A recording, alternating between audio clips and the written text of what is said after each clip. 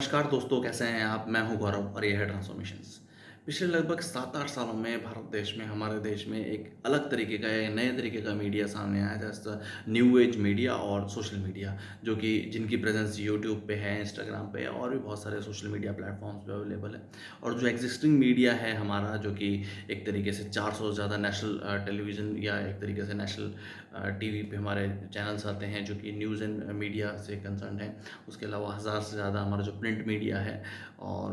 कुछ हद तक ओवरऑल मैगज़ीन या इस तरीके के पॉलिटिकल मैगज़ीन टाइप जो मीडिया है, उनको वो गोदी मीडिया के तर्ज पे या एक तरीके से गोदी मीडिया बताने का काम करते हैं और अपने आप को बहुत ही डिफरेंट या एक तरीके से बहुत ही ऑर्गेनाइज़ या न्यू वे में रिप्रेज़ेंट करने की कोशिश करते हैं। और ऐसा बताते हैं कि हम सत्ता से सवाल पूछते हैं, हम सत्ता की गोद में नहीं बैठते हैं, हम सत्ता से हर तरीके के सवाल पूछते हैं, डॉक्यूमेंट्रीज़ बनाते हैं या ऑन ग्राउंड रिपोर्ट्स करते हैं। ये बहुत ही अच्छा है, ऐसा होना भी चाहिए था। और मीडिया एज़ और या journalism as a fourth pillar of democracy, जो कि डेमोक्रेसी का चौथा और बहुत बहुत बहुत इंपॉर्टेंट स्तंभ है, कि जो भी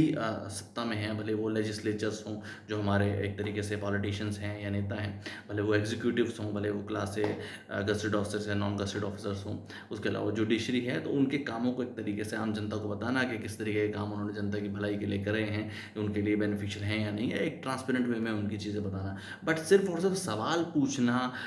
या ऑन ग्राउंड रिपोर्ट्स को दिखाना, इतना ही सिर्फ़ और सिर्फ़ यहाँ तक ही रुक जाना ठीक नहीं है डेमोक्रेसी के लिए या overall democratic as well as political as well as electoral system के लिए। उसके बाद नए चेहरों को या एक तरीके से नए युवाओं को या नए लोगों को या नए सिटीज़न्स को एक इक्वल अपॉर्च्युनिटी भी देना या एक ओपन अपॉर्च्युनिटी भी देना उतना ही बहुत ज़्यादा ज़रूरी है। क्योंकि सिर्फ़ और सिर्फ़ अगर आप सत्ता से सवाल ही पूछेंगे, तो उन सवालों के जवाब आपको मिलें या ना मिलें, उसके बाद क्या?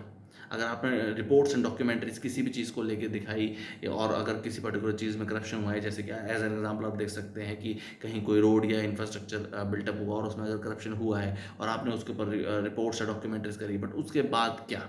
उन लोगों ने अगर आपको जवाब नहीं भी दिया और उसके बाद अगर नेक्स्ट इलेक्शंस होते हैं और उसके बाद भी अगर अच्छे ऑप्शन नहीं है, तो उन्हीं के जैसे या वही लोग ही वापस सत्ता में आ जाएँगे। तो इसलिए उसके नए सवालों के साथ और उन सब एक तरीके से नए मीडिया के साथ नए लोगों को भी एक अपॉर्च्युनिटी देना या नए युवाओं को एक अपॉर्च्युनिटी भी देना या नए कैंडिडेट्स में जिनमें वो एक तरीके से एबिलिटी है, जिनका वो एक विज़न है, जिनका एक पर्सपेक्टिव है, जिनका कोई मिशन है भारतीय राजनीति का हिस्सा बनना और उसमें रेगुलर चेंजेस लाना, ये भी बहुत बहुत बहुत ज़्यादा ज़रूरी है। एक तरीके से ओपन और इक्वल अपॉर्च्युनिटी जब तक नए लोगों को या एक तरीके से नए युवाओं को नहीं मिलेगी, तब तक ये ओवरऑल सिस्टम में चेंजेस नहीं हो पाएँगे। इस